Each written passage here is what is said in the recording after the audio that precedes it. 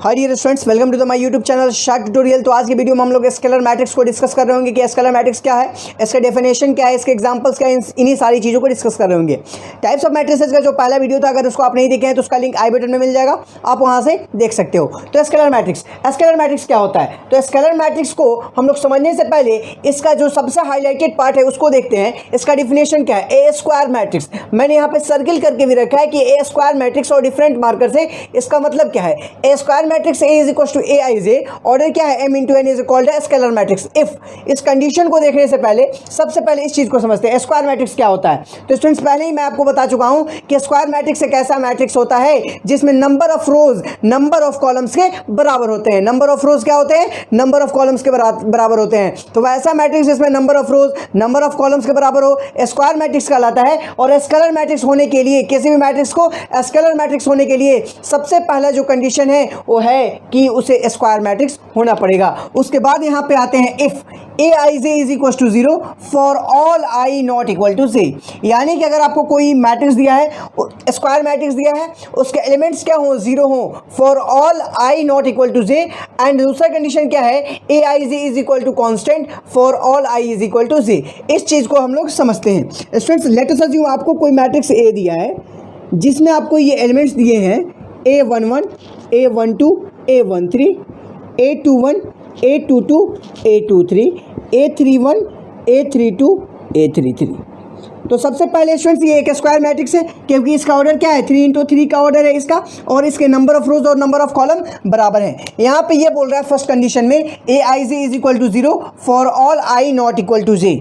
यानी ये 0 है, ये 0 है, ये 0 है, ये 0 है, ये 0 है, ये 0 है। चीज़ को समझ पा रहे हैं? ये सारे एलिमेंट 0 है, ठीक है, जिनको मैंने सर्किल में दिखाया है, जिनको मैंने ब्लैक मार्कर से सर्किल में दिखाया है। फर्स्ट कंडीशन के मुताबिक वो क्या है? 0 है। तो इसे मैं इरेज करके यहाँ पे 0 कर ही देता हूँ।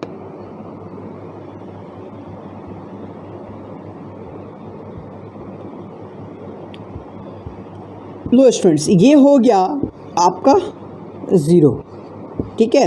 अब बच क्या गए? इसके डायगोनल के एलिमेंट्स हो गए। तो सेकंड कंडीशन क्या बोल रहा है? ये सारे क्या होने चाहिए? कांस्टेंट होने चाहिए। यानी ये सारे क्या होने चाहिए? कांस्टेंट होने चाहिए। इसका मतलब क्या है कि A11 is equal to A22 is equal to A33। तो इसे अब हम लोग कांस्टेंट भी कर सकते हैं, ठीक है। तो कांस्टेंट इसे हम लोग कर देते हैं, इसे भी मैं इरेज कर देता हूँ, ठीक है, इसे इरेज कर देता हूँ। Let us assume A11 is equal to A22 is equal to A33 is equal to, मैं मान लेता हूँ A। तो यहाँ भी A होगा, यहाँ भी A होगा, यहाँ भी A होगा। तो यही कहना चाहता है स्केलर मैट्रिक्स कि a matrix in which A I J is equal to 0 for all I not equal to J, A I J is equal to constant for all I is equal to J. C constant होगा लेकिन वो 0 नहीं हो सकता। यहाँ पे एक और इसमें बात छुपा हुआ है कि आपके जो डायगोनल के एलिमेंट्स हैं वो कॉन्स्टेंट होंगे लेकिन 0 नहीं हो सकते, क्योंकि अगर डायगोनल का ये एलिमेंट 0 हो गया तो ये नल मैट्रिक्स और 0 मैट्रिक्स कहलाएगा, क्योंकि इस मैट्रिक्स के सारे एलिमेंट्स क्या हो गए? 0 हो गए। चीज़ समझ में आ रहा है? तो स्टूडेंट्स, एक चीज़ को आप यहाँ पे थोड़ा सा एनालाइज करें, इस चीज़ को आप थोड़ा सा एनालाइज करें। मैंने आपको पहले बताया, पहले वीडियो लेक्चर में क्या बताया था? Diagonal matrix. आप इस चीज़ को देख पा रहे होंगे तो ये एक डायगोनल मैट्रिक्स टाइप का दिख रहा होगा, डायगोनल मैट्रिक्स टाइप का दिख रहा होगा, लेकिन ये एक ऐसा डायगोनल मैट्रिक्स है जिसमें इसके डायगोनल के जो लीडिंग एलिमेंट्स हैं वो क्या है? वो सेम है, कॉन्स्टेंट है। इसीलिए यहाँ पे इसका ये दूसरा डेफिनेशन है। In other words, A diagonal matrix in which all the diagonal elements are equal और constant is called as scalar matrix. तो स्केलर मैट्रिक्स चीज़ को समझिएगा। स्केलर मैट्रिक्स एक ऐसा डायगोनल मैट्रिक्स है, scalar matrix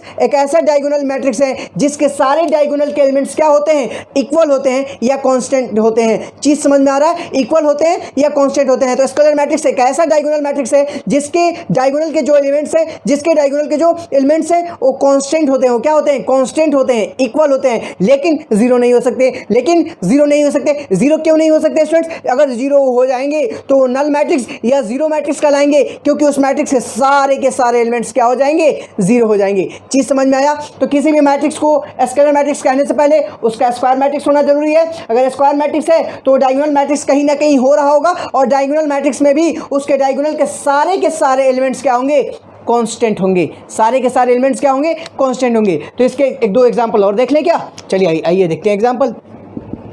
late us assume कोई matrix भी है 1 0 0 0 1 0 0 0 1 यहाँ पे भी आप देखें इसके डायगोनल के जितने एलिमेंट्स हैं क्या है, कांस्टेंट है, 1 के बराबर है, और जितने भी और अदर एलिमेंट्स हैं जो लीडिंग डायगोनल में नहीं है वो क्या है, 0 है। एक और एग्जांपल देख ले क्या, आइए देख लेते हैं। C0 0 0 C0 0 0 C, ये भी आपका एक मैट्रिक्स का एग्जांपल हो गया जो क्या है, जो एक स्केलर मैट्रिक्स है। स्केलर मैट्रिक्स होने से पहले एक कहीं ना कहीं ये डायगोनल मैट्रिक्स है, और डायगोनल मैट्रिक्स होने से पहले कहीं ना कहीं ये एक स्क्वायर मैट्रिक्स है, क्योंकि कोई भी मैट्रिक्स स्केलर मैट्रिक्स नहीं हो सकता अगर वो स्क्वायर मैट्रिक्स नहीं है। चीज़ समझ में आया? आई होप ये वीडियो आपको अच्छा लगा होगा। और स्टूडेंट्स अगर आप यहाँ तक देख लिए हो तो यार चैनल को सब्सक्राइब कर लो, चैनल को सब्सक्राइब किए बिना मत जाना, क्योंकि यहाँ पे मैथमेटिक्स का अमेजिंग वीडियो अपलोड होंगे आगे फ्यूचर में भी, और आपको मैथमेटिक्स का एक्सपर्ट बना दिया जाएगा इस चैनल के द्वारा। तो आप मुझे सपोर्ट करो, हम आपको स्टार बनाने में आपका मदद करेंगे। तो स्टूडेंट्स मिलते हैं हम लोग अगले वीडियो लेक्चर में, तब तक के लिए have a nice day, see you, bye bye, take care, stay motivated.